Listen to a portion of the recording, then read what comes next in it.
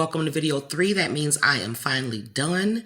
There's links in the description box for plant lists and also item list for the walkway as well as complete instructions.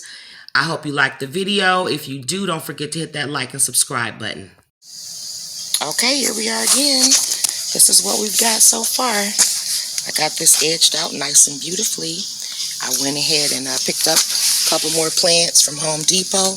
These are on sale right now for half off. We got Coral Bill's Palace Purple, aka Heuchera, and they are native to the U.S., which is excellent. They attract hummingbirds. They are semi-evergreen. There's a bunch of different nativars available in different colors, but they get these little inconspicuous flowers that shoot up, and they attract hummingbirds, believe it or not. So I got 3 of those for the edge there, and I also picked up more of these, which are Rose Verbena Homestead Purple. They'll look like this picture when they're not scrawny, but clearly they have not been cared for properly at Home Depot. But this is another native plant. It's going to be beautiful once they get into the ground and get a taste of the earth. I broke a piece off by mistake. I'm going to put that into the ground and see if it grows. Fingers crossed, we'll see. And if it does, I'll never buy another one of these again. They will be propagated from this moment forward. I'm also pulled out a couple of bee balm that I had in a pot. These are this bubblegum color. When they are in bloom, there's a bunch of seeds. I'm going to see if I can collect some too. But I'm thinking I'll put those there. I may go ahead and repeat some aster. Hazy aster is the cultivar or nativar. They only get 18 to 24 inches wide and tall. If you watch the other videos, you know I put them in a bunch of other places right there. That's a little tiny version over there. But thanks to my dad, he picked me up 2 more. And I have 1 more in a pot that I can get and put maybe 3 across here. But we've got this, the pavers in. So I dug them all out and put them all in. And I am trying a new technique this time. I've built 2 different pathways at this home so far, and this is the first time I'm using this technique. So I didn't hardly dig. Well, I dug, but it was only maybe about, it was measuring 5 inches deep on that side and 7 inches deep on this side, which clearly, you know, I have a slope in this yard already. So, but these pavers are like 2 inches tall. So, but what I did was I got some crushed stone and some sand, and I got these paver boards. I think that's what they're called. The claim on the paver boards is that they replace 5 bags of crushed stone. So I went ahead and tried it, not because I think that it's going to save me money, but because it was going to save me effort and time. So I got to do the math and see if that actually saved me money or not. But I'm pleased. They were $12.97 a piece. That was kind of pricey to me. I used 5 of them going across. This is what they look like by themselves. The directions said, I believe, and I'll post it on the screen if this is incorrect, but it's just that you just put it right on top of the earth, which is beautiful. What I do is tamp it down first before I do anything. Looking for my tamper. I don't see it.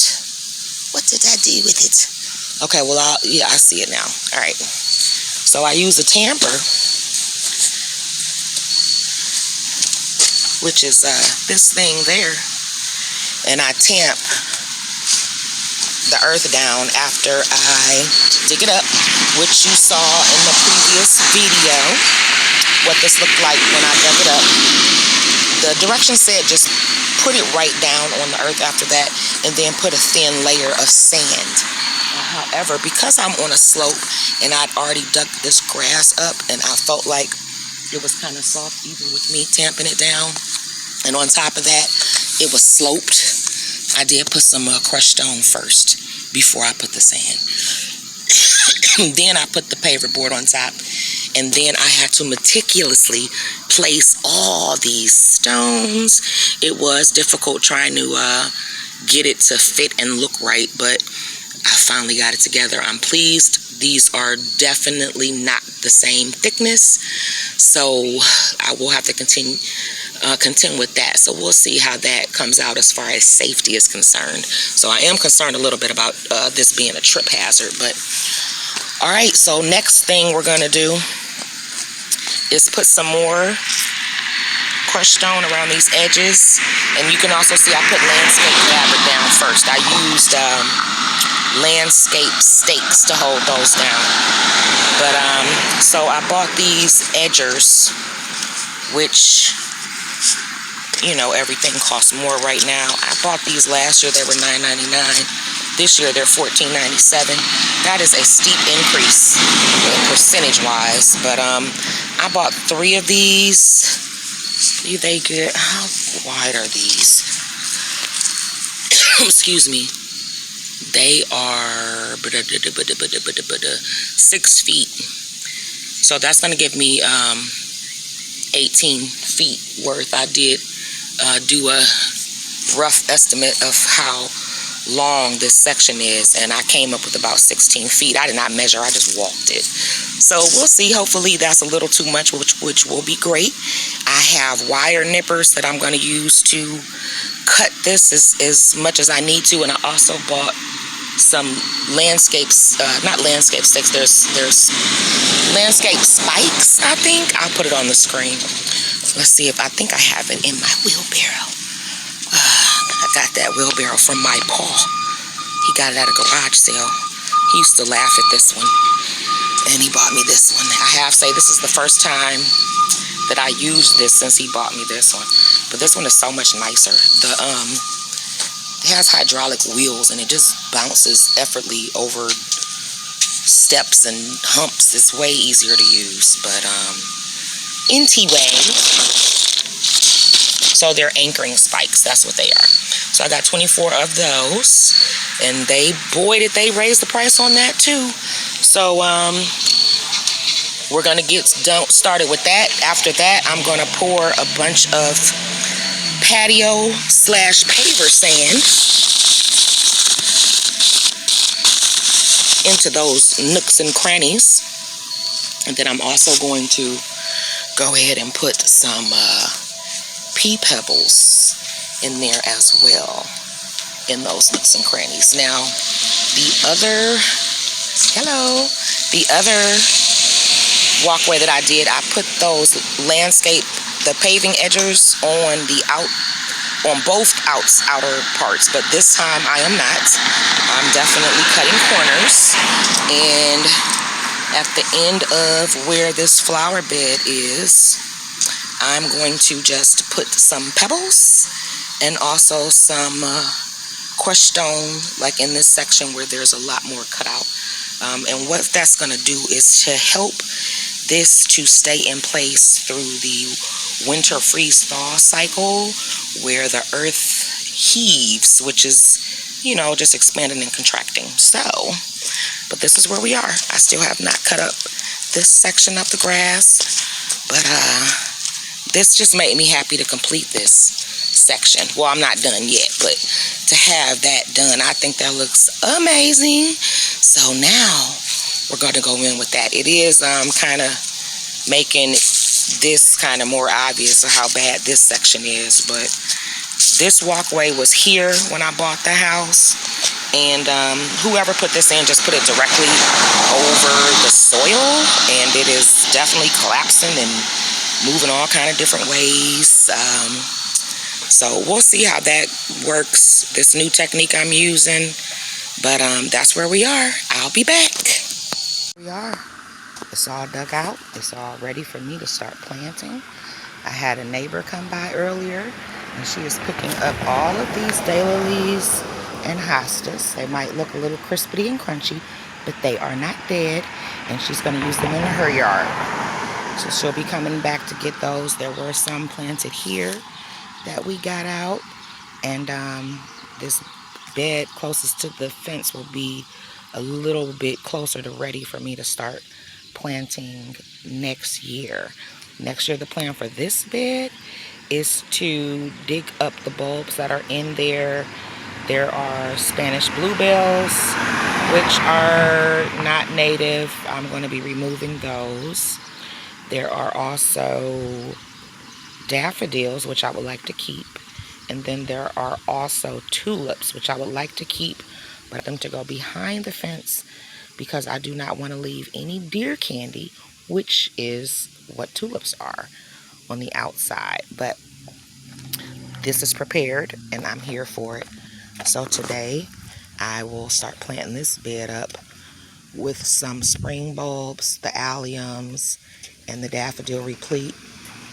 This part of the walkway, which I redid, I'm fairly pleased with. It is making it stand out on this side, that side is not redone, but I don't have the energy this year to do it, so I might do the other half of that walkway next year.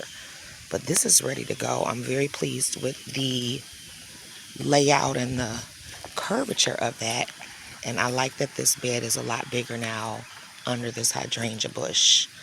So I did add a couple more things since the last video, or the last piece of this video, which are basically some sedums that an animal must have stepped on and they broke off of my sedums that are in the front of my house. So I just dug a hole, plopped them in.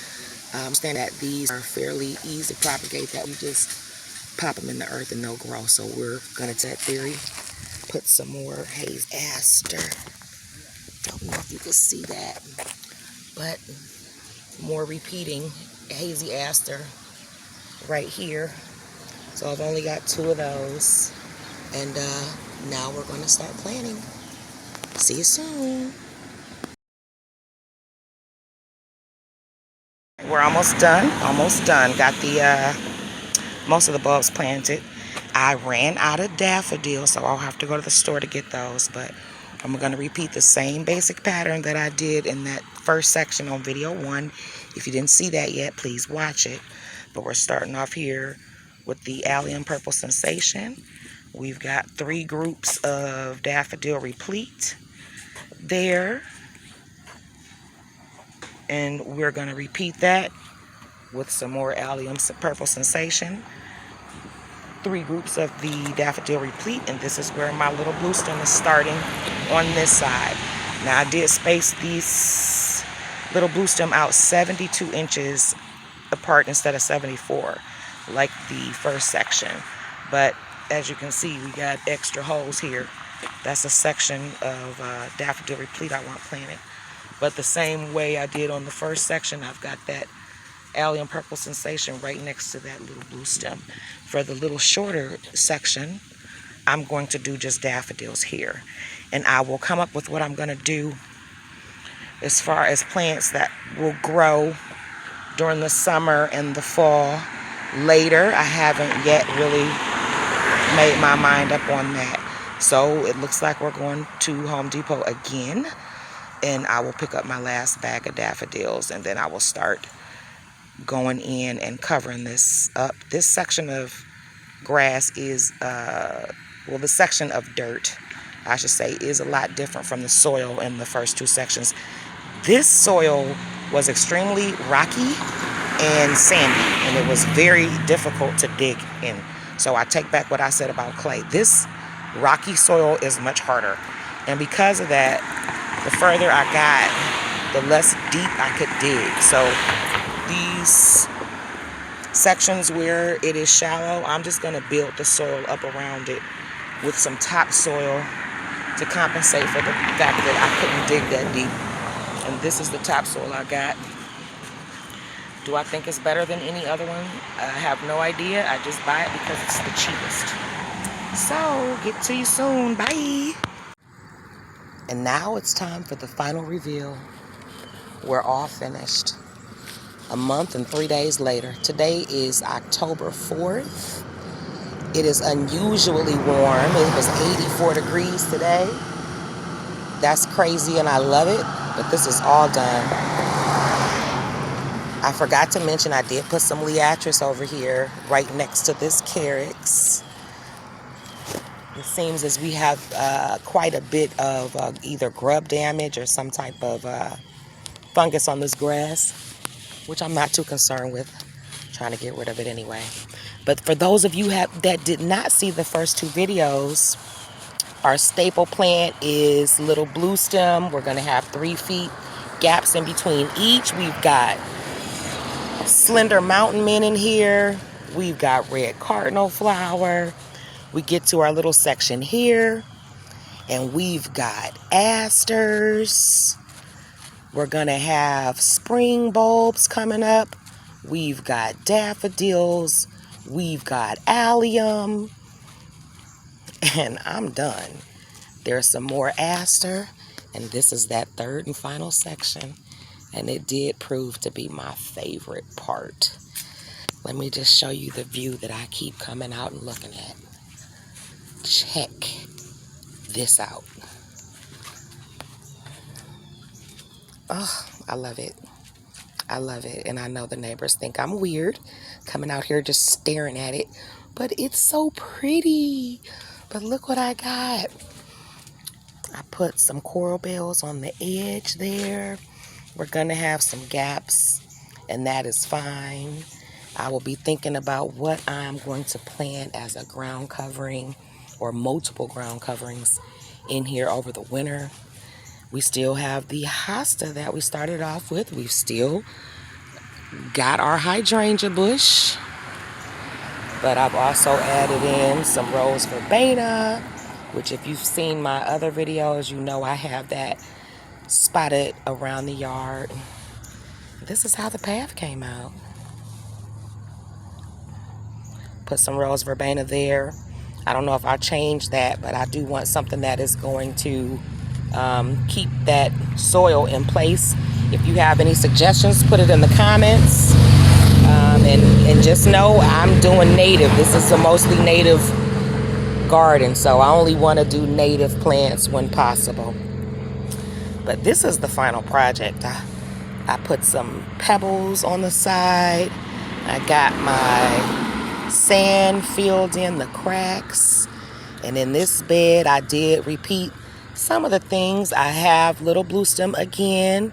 I spaced that out about the same as the first bed. I'm going to have 3 feet spacing. I've got daffodil replete in here. I've got allium purple sensation.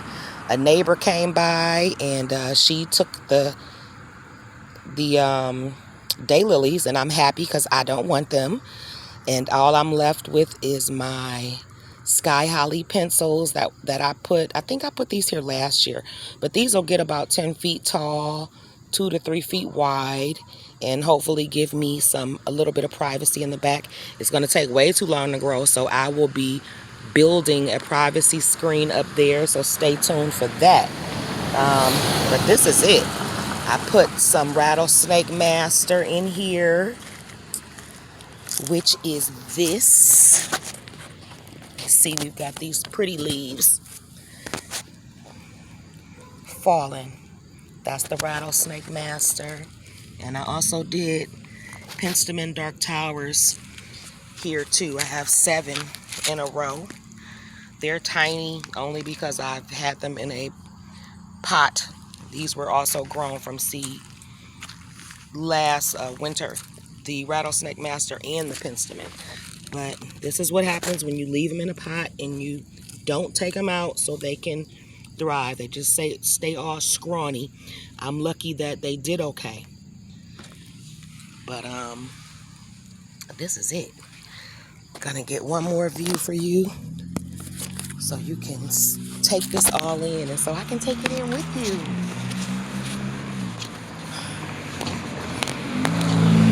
This is the view.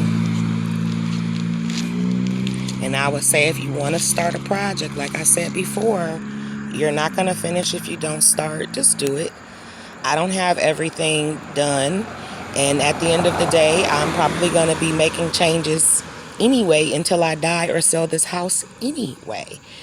I don't have everything thought out, like I said, but there's enough spring plants plant it where this is going to look beautiful in spring and complete, and give me a little bit more time to think about this over the winter, plant some more plants by seeds, and when spring comes, hopefully you'll join me and we'll fill these beds up.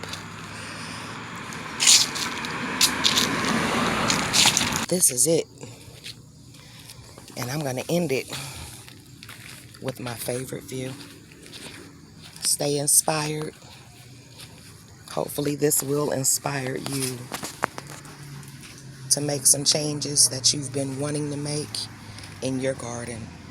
Thanks for watching.